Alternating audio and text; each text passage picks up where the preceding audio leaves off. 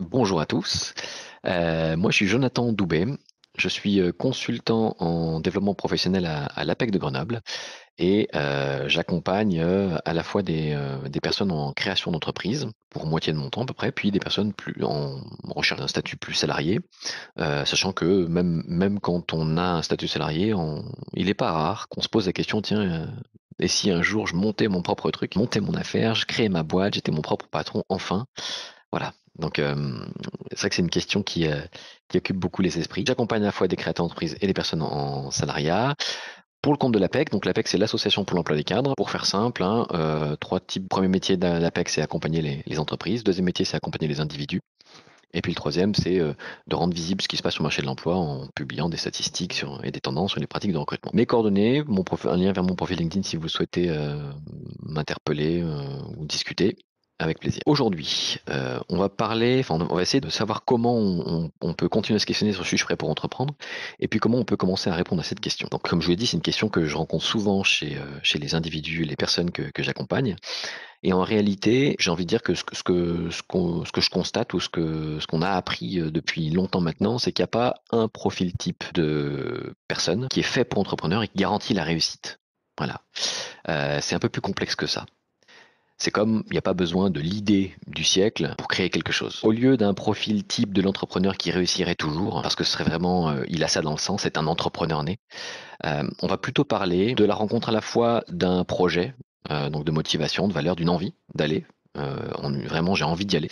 De compétences, je sais faire, et puis d'une méthodologie pour justement aller questionner un peu tout le reste. Avant d'entrer dans le détail de voir ce que ça veut dire et comment on va prendre la chose, voilà, je voulais rappeler ça, qu'il n'y a pas de bon ou de mauvais projet en soi, hein, voilà, mais que s'il n'y a pas vous pour porter le projet, il n'y a pas de projet. C'est vous, en tant qu'individu, qui êtes le point de départ du projet. Il y a plein d'outils pour tester plutôt le projet, à des tableaux Excel en tout genre. On vous demande de faire des études de marché, on vous demande de faire un business plan, un prévisionnel, etc., etc. Et finalement, il n'y en a pas tant que ça. On passe peut-être un peu vite sur le côté questionner son marché et on oublie peut-être un peu trop facilement le fait qu'à la base, il y a justement cet individu. Moi, j'ai envie de vous dire, on vous pousse à connaître parfaitement vos clients, passer du temps avec eux, se mettre dans leur peau, eh ben, ayez la même exigence envers vous-même. Parce que ce sera plus facile de construire un projet qui est en accord avec qui vous êtes. Quand déjà vous êtes au clair avec votre idée de l'entrepreneuriat, et ça facilitera votre travail, votre facilité à travailler avec les autres. Parce que réussir, c'est jamais une réussite tout seul. Même quand on n'est pas associé, quand on crée une entreprise, quand on crée une activité, on fait avec les autres, hein. Je parle même pas du marché, mais simplement les partenaires, les parties prenantes, les réseaux, les fournisseurs. Voilà. On peut résumer cette idée, enfin en tout cas cette question d'être prêt pour entreprendre par une adéquation à trouver entre l'individu, le projet et son environnement. Donc là, j'ai schématisé avec le petit cercle que vous voyez. Il faut qu'on rencontre ce que vous savez faire, donc une somme de compétences que vous détenez, ou qui reste en tout cas à acquérir, hein. C'est pas parce qu'on n'a pas tout à fait toutes les compétences qu'on ne peut pas se lancer, mais on va voir comment un peu plus tard. Il faut que ça rencontre ce que enfin, une motivation quand même chez vous, puisque vous n'êtes pas sans savoir que c'est quand même, même si j'ai l'air de dire que tout le monde peut y arriver, entre guillemets, il faut déjà en avoir envie. En avoir envie, il y a une question aussi de temporalité, hein. On fait aussi tous avec nos contraintes, donc est-ce que c'est le bon moment aussi? Donc ça rencontre la somme de ce que vous voulez faire. Donc là on va parler plutôt motivation et valeur. Et puis j'ai appelé ça la valeur que ça crée, c'est-à-dire est-ce qu'il y a un marché en fait? Est-ce qu'il y a des gens qui vont payer pour ça? Si ça crée de la valeur, il y a des gens qui paieront pour ça. Si ça crée pas de valeur, ça va être plus compliqué. Alors, il y a un petit bonus, hein, c'est ce que vous voyez en haut, là, c'est le cercle gris, ce dont le monde a besoin, puisque c'est une question qui est finalement, elle touche plutôt à la vision long terme et aux valeurs, mais on va dire pour on peut réussir dans un modèle économique si jamais on se pose pas cette question, hein. La preuve, enfin voilà, il y a quelques mois ou quelques années, il y a des réseaux de distribution sur des produits très éphémères qui se posent, qui réussissent en général là-dessus, hein. Voilà. Donc, est-ce que c'est ce dont le monde a besoin? Je ne sais pas, mais bon. En tout cas, voilà, il y a il y a ces quatre thématiques. Et ce qu'on va faire aujourd'hui, c'est d'aller voir dans le détail un peu plus ces thématiques pour que vous puissiez vous poser des questions et puis qu'on puisse essayer, enfin que je puisse en tout cas essayer de vous aiguiller sur ces questions-là pour peut-être vous proposer quelques ressources qui permettront de creuser un peu plus. Alors, on va commencer par ce que vous voulez faire, donc le cercle rouge. Ça s'appelle plutôt motivation valeur. Enfin, je dirais, ça touche plutôt aux motivations et aux valeurs, ce que vous voulez faire. Donc, peut-être une définition que je vous propose, c'est que la motivation est un processus qui est fluctuant et qui permet l'engagement dans une tâche. En gros, c'est ce dont vous avez besoin pour faire les choses, pour être engagé. D'accord. J'insiste sur le fait que c'est un processus en construction et que c'est fluctuant. C'est-à-dire que notre motivation, elle dépend aussi de ce qu'on vit au jour le jour, comment on a démarré la journée, de notre environnement immédiat, enfin de plein de choses. Je sais pas, si on se prend la tête avec son manager, voilà, à la fin de la journée, et qu'on nous demande une motivation importante pour nous, on va avoir tendance à dire, voilà, je veux pouvoir décider tout seul, être autonome, ou en tout cas éviter les conflits. Enfin voilà, ça ressortir un peu plus. Donc c'est fluctuant. Alors qu'une valeur, c'est quelque chose d'un peu plus stable. Hein, j'ai marqué croyance durable, qu'un mode de conduite ou qu'un idéal est préférable aux autres, c'est-à-dire que si je considère que la justice sociale c'est une valeur chez moi, c'est-à-dire que je considère qu'il est préférable de vivre dans un monde où la justice sociale est top priorité. Voilà. Donc c'est un truc beaucoup plus stable. Les valeurs, c'est plutôt notre système de croyance, notre boussole. C'est important, on va le voir, puisqu'elles permettent aussi de pouvoir recalibrer notre cheminement. Je vais m'expliquer un peu plus tard. Peut-être une précision, la motivation, elle peut être extrinsèque ou intrinsèque, c'est-à-dire elle peut résulter d'un facteur externe, hein, du style un salaire, ou d'un facteur interne, du style j'aime voir le résultat, pardon, de ce que je fais. Ok, donc on a la définition. Maintenant, comment on peut se questionner sur ses motivations et ses valeurs? Il y a un truc qui est tout bête, mais qui marche bien, c'est les tests. Voilà, les tests, je mets ils sont utiles, mais pas une vérité. J'emploie vraiment beaucoup de précautions là-dessus. C'est-à-dire que on n'attend pas la vérité d'un test, ça reste un outil statistique. Ce qui est important plutôt, c'est qu'il permet de se poser des questions. C'est plus intéressant de se poser des questions et de savoir si on rejette ou pas le résultat que de prendre de manière littérale ce qui est marqué. Nous, par exemple, on utilise à l'APEC un test qui s'appelle Motiva, qui marche aussi enfin qu'on utilise aussi dans le cadre des entrepreneurs pour justement les questionner sur qu'est-ce qui est important pour vous, hiérarchiser, prioriser, peut-être aussi réfléchir aux compromis qu'on peut faire. Donc les tests, ça peut être une bonne manière de le faire, dans le cas de se questionner sur ses motivations et ses valeurs. Introspection, voilà, repérer dans son expérience les moments où on est le plus engagé, ça peut être utile. Et puis ensuite, analyser. Voilà, c'est-à-dire que je sais qu'à certains moments, j'ai été beaucoup plus engagé. À quoi c'était dû? Donc il y a une méthode que je préconise. C'est un moyen mémotechnique qui s'appelle AEIOU. AEIOU, hein, comme presque toutes les voyelles, il manque le Y, mais qui permet, une fois qu'on a repéré des moments où on était vraiment engagé dans son parcours, de se dire, mais c'était dû à quoi? Donc AEIOU, est-ce que c'était les activités, les interactions, hein, voilà, l'environnement, hein, l'objet de l'échange, ou ce sont les utilisateurs à qui c'était dévolu? D'accord? Pour voir si, par exemple, en termes de motivation, l'environnement joue un rôle prépondérant. Je remarque qu'à chaque fois que j'étais engagé, je suis dans ce type d'interaction, dans ce type d'environnement. Donc l'introspection, et ça c'est possible de le faire aussi, hein, avec le regard, en tout cas l'effet miroir d'un consultant. Et puis la confrontation et l'échange, hein, discuter autour de vous, voilà, sur la manière dont vous percevez, dont les autres vous perçoivent. Ça peut toujours être utile. Alors à quoi ça sert de connaître ses motivations et ses valeurs? À plein de choses. Déjà à se rassurer, je l'ai marqué, à savoir pourquoi on y va, c'est se mettre plus facilement en action, mais aussi à rassurer les autres. D'accord? Puisque si vous créez, vous êtes susceptible aussi d'aller chercher des leviers de financement. Ou en tout cas, on vous a sans doute demandé de commencer, en tout cas de réfléchir à un business plan. D'accord? Donc dans le business plan, on vous demande qui vous êtes, quel individu, voilà, et vos motivations aussi. Voilà, il n'y a pas de bonne ou de mauvaise motivation. Il y en a qui peuvent être un peu plus, voilà, si effectivement vous allez créer avec comme motivation principale de gagner beaucoup d'argent, on va vous dire attention, c'est peut-être pas tout de suite que ça arrive. Donc rassurer les autres, mais aussi communiquer et susciter l'adhésion. D'accord? Si vous communiquez sur le pourquoi vous faites les choses, vous allez beaucoup plus, en fait, vous allez toucher la sphère un peu émotionnelle et vous allez beaucoup plus susciter l'adhésion que si vous avez un discours très rationnel sur le pourquoi c'était le bon moment, etc. D'accord? On va suivre quelqu'un, on va adhérer à ses propos pour l'émotion que ça génère chez nous. Et du coup, pour parler justement à ce cerveau des émotions, il faut être capable d'avoir un discours un peu enflammé et de dire pourquoi on fait les choses. On renvoie à des confs hyper intéressantes de Simon Sinek, Sinek, à ce sujet-là, hein, notamment une petite vidéo à 15-20 minutes, hein, qui s'appelle Find Your Why, voilà, qui est hyper intéressante et qui analyse un peu des modes de communication et qu'est-ce que ça provoque quand on communique sur le pourquoi on fait les choses plutôt que ce qu'on fait. Et puis enfin, prendre des décisions. Ah, donc c'est un bénéfice attendu de se questionner sur ses motivations et ses valeurs, et non des moindres. Il y a une citation de Walt Disney que je reprends souvent, qui dit en fait aucune décision n'est difficile à prendre quand on est au clair sur nos valeurs. Parce que, et pourquoi je vous dis ça? Parce que en fait, dans votre projet d'entrepreneuriat, votre quotidien, ce sera prendre des décisions, surtout. Voilà, vous avez personne qui prend des décisions à votre place. Et de petites décisions en petites décisions, on peut s'éloigner aussi de l'idée de départ de ce qu'on voulait faire.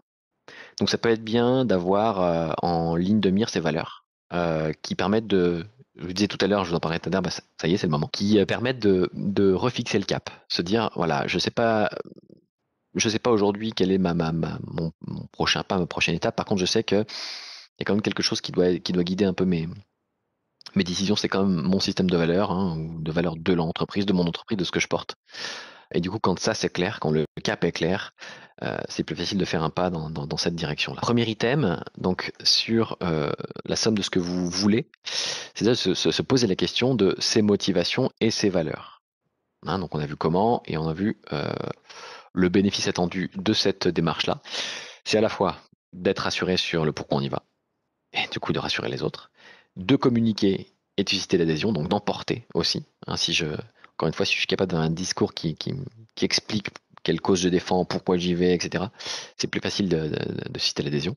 Et enfin, de pouvoir prendre des décisions. Deuxième item, hein, qui n'est pas motivation et valeur, mais qui reste dans cette grande famille du ce que vous voulez, ou à peu près, en tout cas qui touche à votre personne plutôt, c'est comment vous fonctionnez. Voilà.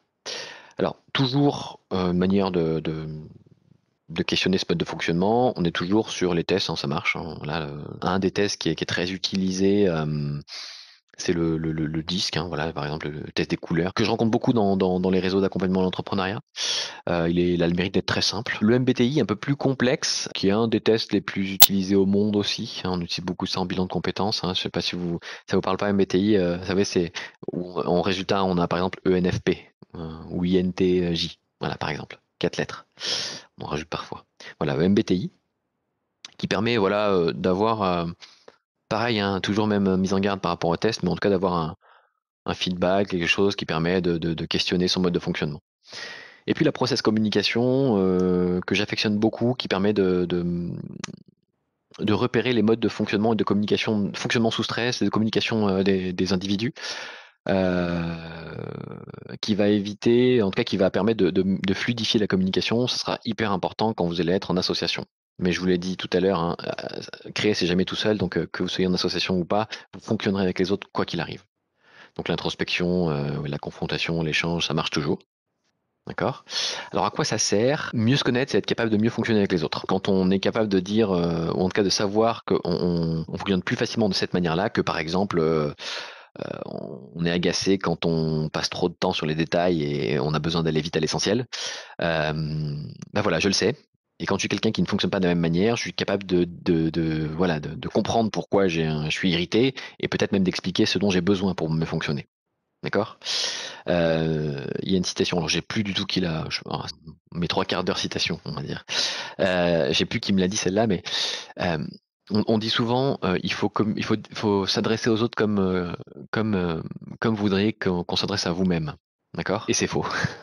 En tout cas, ce qui pourrait être plus préférable, c'est de questionner, de s'adresser aux autres comme eux, ils aimeraient qu'on s'adresse à eux.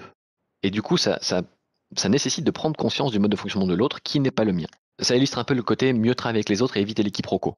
D'accord? Parce que moi, je fonctionne, je suis quelqu'un d'extraverti, que mon associé qui est plutôt introverti, quand il n'est pas aussi enjoué que moi, c'est qu'il me cache quelque chose ou qu'il s'est passé un truc ou quoi que ce soit. D'accord? Donc, appréhender son mode de fonctionnement, c'est hyper intéressant pour repérer ses points de vigilance, mais aussi ce sur quoi on peut s'appuyer et fluidifier les discussions, les relations avec les autres. Alors, quelques exemples de tests. Il y en a certains que vous pouvez trouver sur le site de la SSCI. Ajoutez 16personalities.com, le dernier, qui est plutôt sur le MBTI, par exemple. Donc, évidemment, ce sont des versions gratuites, libres d'accès, qui sont déjà très complètes, je trouve. C'est pas aussi riche que si vous preniez les services d'un cabinet qui vous débriefe le test, qui fait passer le test dans les règles de l'art. Mais c'est déjà bien, je pense, pour déjà avoir des repères, même si j'imagine que vous avez quand même quelques repères sur comment fonctionner.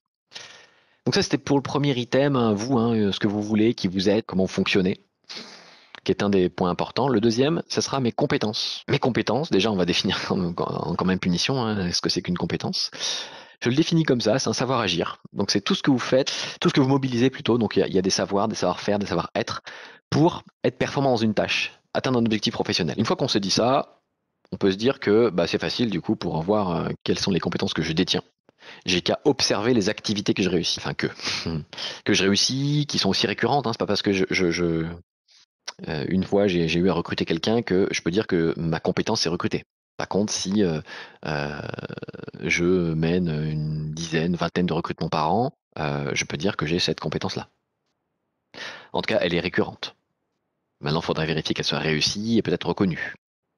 Ok, donc c'est vrai que compétence c'est souvent un langage de RH, de consultant, etc., qui peut être un peu éloigné de ce qu'on vit au quotidien, de l'opérationnel. J'aime bien qu'on l'associe pour un temps, même si c'est pas tout à fait exact, à la notion d'activité. Moi, si, j'ai pris l'exemple de recruter, mais on pourrait en prendre d'autres. Hein, voilà, je commercialise, donc ça veut dire que voilà, je vends. Ah, ça, c'est une activité que je fais. Je vais la découper en tâches, d'accord? Qu'est-ce qu'il faut faire pour vendre? Bah, je fais un plan d'action commerciale.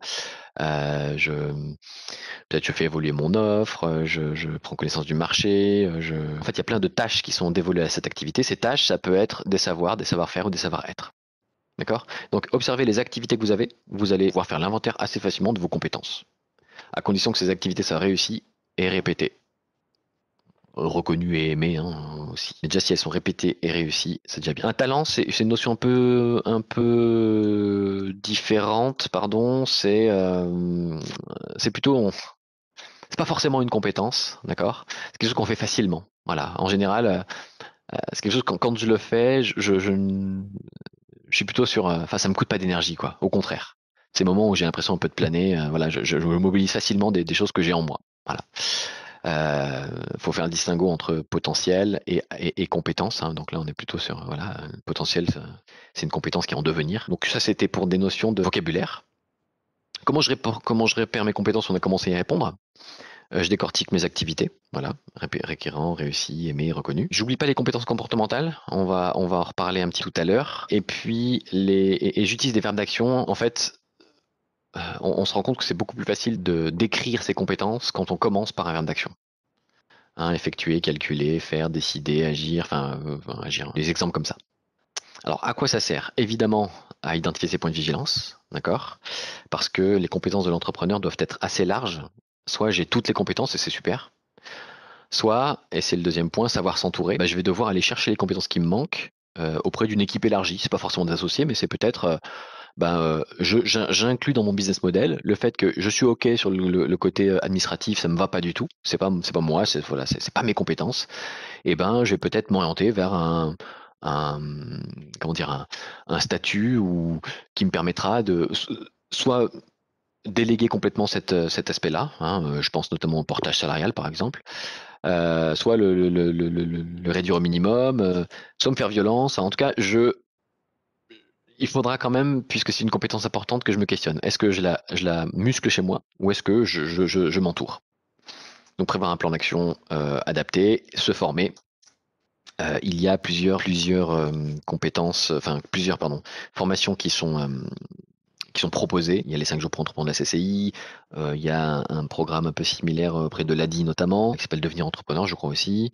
Voilà, donc et puis on peut juste, en ayant fait l'inventaire de ses compétences, se dire, bah moi j'ai pas besoin d'être formé sur l'ensemble des champs, mais peut-être plus une formation un peu plus spécifique que vous pourriez tout à fait mobiliser ou financer par votre CPF. Et pour ça, par exemple, l'APEC peut vous conseiller et vous aider même à monter votre dossier, on va dire, de financement. Donc, on a dit que les compétences de l'entrepreneur sont assez larges. Là, on peut les résumer sur tous ces champs-là. On essaie de brosser. Un entrepreneur, c'est à la fois quelqu'un qui endosse tous ses métiers à un moment donné. Donc, concepteur stratège, c'est par exemple, il faudrait pour le décliner en compétences que je commence mes phrases par un verbe d'action. D'accord, par exemple. Ça serait une activité, et du coup, dans cette activité, il y a de la compétence ou ça pourrait être une compétence.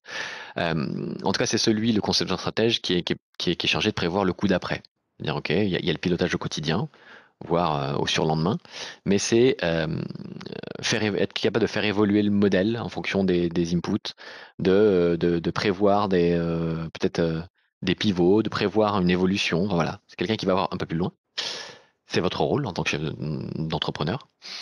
Il y a le rôle du chef de projet, hein, c'est celui qui déroule le quotidien, qui gère le qui fait quoi, quand, où, comment, voilà, qui gère tout le côté projet opérationnel.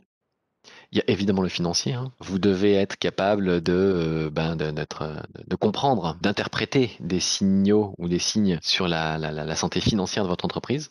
Je vous disais tout à l'heure, vous n'êtes pas obligé de tout maîtriser, certes, c'est vrai, mais je conseille fortement d'avoir quand même un vernis. C'est-à-dire à ne pas non plus déléguer l'ensemble, pas une confiance aveugle envers des prestataires. Voilà. Gardez-vous une maîtrise, en tout cas une compréhension, et même si vous me dites, moi, le côté finance, j'y connais absolument rien et ça m'intéresse pas du tout, je vous dirais, certes, ouais, ok, je comprends. Alors, on va faire en sorte que ça vous occupe pas tout votre temps, mais il faudra quand même que vous soyez capable de comprendre ce qu'on vous dira. Si votre expert comptable vous alerte sur quelque chose, voilà, que vous soyez capable de l'entendre et d'agir. L'administratif, évidemment, il y aura, je vous le souhaite, à rédiger plein de contrats, il y aura à, à s'organiser en tout cas sur le fonctionnement d'une entreprise. Là aussi, pareil, c'est des choses qui sont assez facilement déléguées, hein, voilà. Et puis, les formes juridiques, en tout cas des statuts, même si c'est pas un statut, le régime micro permet d'être sur des régimes simplifiés en termes d'administration. Les RH, hein, bon là c'est peut-être plus pour les entreprises avec plusieurs personnes, même quoique. Gestion d'information, c'est il faudra que vous soyez capable de s'assurer que l'information soit accessible, fiable, partageable par toutes les parties prenantes de l'entreprise. Donc ça peut être avoir réfléchi simplement à un mode d'organisation ou simplement avoir mis en place des systèmes d'infos, hein, pour les choses un peu plus complexes. Le communicant et puis donc sans oublier le communicant, hein, de savoir communiquer sur le pourquoi vous faites les choses. Et puis le marketeur commercial, donc il va quand même falloir mettre au point et vendre, hein, puisque c'est quand même l'idée. Donc ça, ce sont un peu les différents métiers de l'entrepreneur. Ils renvoient tous à des compétences. Ces compétences, vous en avez certaines, d'autres peut-être un peu moins. Donc c'est quel plan d'action je bâtis avec ça? Est-ce que je me forme? Est-ce que je me forme pas? Est-ce que je m'entoure? Comment? On dit souvent, on dit souvent, bah voilà, dans une équipe d'associés, il faut essayer qu'il y ait une forme de complémentarité. C'est vrai, bien entendu, mais enfin, pour moi, c'est plus important d'avoir conscience que le champ de compétences de l'entreprise doit être très large, plutôt que de dire, bah, moi, je veux pas m'associer à quelqu'un qui n'a pas les mêmes, enfin, qui a les mêmes compétences que moi. C'est même si ça peut s'entendre, je préfère à la limite que d'avoir une réflexion plus globale, hein. Si le binôme fonctionne très très bien et que vous êtes tous les deux plus de communicants, bah ok, on va faire avec. Mais comment on va faire pour se questionner sur l'ensemble des compétences? Bien entendu, les compétences, ça se limite pas à ces métiers et ces activités. Elles demandent aussi les compétences. C'est aussi des comportements. Hein, on appelle ça des soft skills aujourd'hui, mais on pourrait aussi continuer à appeler ça compétences comportementales. J'en ai cité quelques-unes qui viennent du World Economic Forum de Davos, qui sont souvent cités comme les must-have, un peu les choses, les compétences à développer pour être particulièrement à l'aise dans l'environnement mouvant d'aujourd'hui. Et je trouve qu'elles s'adaptent, enfin, qu'elles sont plutôt adaptées aux compétences de l'entrepreneur. Et encore une fois, hein, enfin, c'est pas parce que vous maîtrisez pas toutes ces compétences-là ou que vous n'êtes pas à un sentiment d'être parfait sur toutes que c'est pas pour vous. Ok, faites avec qui vous êtes et trouvez le projet qui vous correspond, qui colle qui colle à qui vous êtes et vous réussirez bien mieux que le fait de je vais attendre d'avoir développé absolument toutes ces compétences avant de me lancer. Mais voilà, j'ai trouvé intéressante la raison de problème. On va peut-être pas toutes les passer d'un coup parce que ça risque de faire beaucoup, mais peut-être en discuter de certaines. Celle que je trouve intéressante, voilà, c'est la première, hein, raison de problème complexe. Aujourd'hui, on a besoin de solutions qui vont chercher dans le transdisciplinaire. Enfin, typiquement, un expert qui est expert uniquement c'est pas qu'il y a moins besoin d'expertise, mais on a besoin d'autant d'expertise que de transversalité. C'est-à-dire que classiquement, je veux un expert qui est capable de dialoguer avec des experts d'autres disciplines, pas un expert qui est hyper centré sur sa discipline et qui ne va pas regarder ailleurs. Et du coup, ça amène souvent la capacité à résoudre des problèmes complexes. L'esprit critique, ça là aussi, je la trouve hyper importante parce que il y a une surabondance de l'information et vous allez vite vous en apercevoir si c'est pas déjà quelque chose que vous avez très très bien intégré. Mais quand je dis ça, c'est quand on commence à regarder tout ce qui se fait, on est souvent frappé par waouh, il existe tout ça. Il y a beaucoup de sources d'infos. Parfois, elles sont un peu contradictoires. Qui je crois, comment j'avance. Donc l'esprit critique doit vous permettre Enfin, c'est une compétence qui est attendue demain parce qu'elle permettra justement de pouvoir avancer dans une profusion ou une surabondance d'informations. La créativité, ben, souvent, ça naît justement de la contrainte. J'aime bien aussi le numéro 6, l'intelligence émotionnelle, qui est souvent citée ou mis en avant comme les compétences à maîtriser demain, compétences comportementales à maîtriser demain. On s'aperçoit enfin qu'il n'y a pas forcément qu'une intelligence logique et rationnelle, mais que il y a plusieurs formes d'intelligence, pardon, et quand elles s'expriment, eh ben, ça donne des bonnes choses. On arrive à top 10, hein, voilà. Ce qui est marrant, c'est que cette slide, elle tourne depuis un petit moment, hein, et que c'était les compétences qui étaient attendues pour 2020. Alors, je sais pas où on en est aujourd'hui. J'ai regardé si ça avait été réactualisé, j'ai pas trouvé de choses extraordinaires. En tout cas, je pense qu'elle reste valable. Donc, on arrive à ce questionnement sur cette sphère de ce que vous savez faire, d'accord? Et dans ce que vous savez faire, on n'oublie pas qu'une compétence, c'est à la fois un savoir de base, un savoir-faire et un savoir-être. On s'interroge sur ces savoir-faire et on peut le faire en regardant ses activités, ça aide. Voilà, les choses que j'ai réussi et que je, je répète, eh ben, il y a de la compétence, même si on est souvent, même si on doute souvent de ses compétences, hein, on se dit, bah oui, en même temps, ce que j'ai fait, c'est pas sorcier, hein, n'importe qui aurait pu le faire, il suffit de lire le mode d'emploi, etc., etc. Non, si vous réussissez des activités, c'est qu'il y a de la compétence. Ok, vous connaissez un peu le principe de la compétence, hein. Au départ, on ignore qu'on est incompétent. Et là, on fait les choses, on les fait mal, voilà. Ensuite, on s'aperçoit qu'il y a une bonne manière, voilà. Donc, on devient tout d'un coup conscient qu'on est incompétent. On apprend, voilà, et ça nous coûte, et on met en œuvre. Donc, on devient conscient qu'on est compétent. Ça y est, enfin, on y arrive. Et puis ensuite, on intègre. Et quand on intègre, eh ben, on devient inconscient qu'on est compétent. Et donc, ça amène souvent un style de réflexion de oui, mais en même temps, est-ce que ça veut dire que je suis compétent? Pas plus que ça, quoi. Ce que j'ai fait, n'importe qui pourrait le faire, etc., etc.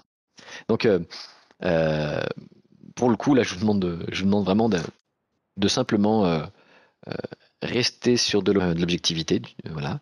À partir de vos activités, il y a de la compétence. Et puis enfin, il y a cette dernière dimension, les compétences comportementales, transverses, qui pour le coup sont très transférables, celles-ci. Euh, une expertise est moins transférable, hein. Du coup, on va essayer de changer son discours, mais celles-ci sont très très transférables. Qui est le deuxième pan, donc ce que vous savez faire. Une fois on s'est interrogé sur, je vais peut-être revenir là-dessus. Voilà. Donc on a de quoi creuser le cercle rouge et le cercle vert là. Pour la valeur que ça crée, ça, je vais vous laisser avancer sur cette dimension-là avec finalement avec tous les outils qui sont à votre disposition, l'étude de marché, les choses comme celle-ci, les personas, enfin tous les outils dont vous avez disposition pour les comprendre les attentes de vos clients. Ça on a. Et je reviens là-dessus. Et pour le gris, hein, sur ce dont le monde a besoin, c'est une question plus sur la raison d'être de votre entreprise. On arrive au terme de cette présentation. Un petit mot pour vous présenter le service de l'APEC qui est dédié aux entrepreneurs, qui s'appelle Devenir entrepreneur, passer à l'action. Il s'agit d'individuels en face à face ou du collectif, j'allais dire, parce que là, il se marque individuel, mais on a aussi des ateliers qui sont prévus pour ça. Alors en ce moment, on va pas être très originaux, mais il y a peu d'ateliers, enfin pas d'ateliers, comment dire, en centre. Ça reviendra, je l'espère. Des ateliers qui font réfléchir plutôt sur l'idée ou sur la posture entrepreneuriale. Après, sur les 2 à 4 entretiens, 5 mois, tout ça, c'est plutôt un repère, hein, c'est pas une obligation. Au bout de 4 entretiens, je vous dirai pas merci, au revoir, vous avez épuisé votre temps. Service gratuit, en tout cas, c'est déjà préfinancé par vous si vous êtes cadre, ou par les cadres si vous ne l'êtes pas. Et puis, on est plutôt sur voilà, chaque étape, ajuster la feuille de route, découvrir son potentiel d'entrepreneur. Ce que je veux dire par là, c'est que l'APEC, notre positionnement est plutôt d'être centré sur la personne. On accompagne moins finalement des entreprises que des entrepreneurs. On accompagne plus un projet, un individu, que le montage finalement de l'entreprise. L'APEC, son cœur de métier, ça reste l'individu et son projet, ses compétences, ses motivations, etc. Donc c'est pas étonnant que sur notre service entrepreneur, on soit plutôt concentré sur l'amont du projet. Après, en général, on s'est donné le relais ou on s'appuie sur l'écosystème qui existe déjà pour tous les acteurs de la créa pour vous orienter. La prise de rendez-vous se passe directement sur le site APEC, mais si j'avais rappelé mon lien vers mon profil LinkedIn ou mes coordonnées sur la slide précédente, enfin la première slide pardon ou la deuxième, vous pourriez y avoir accès. Merci pour votre écoute.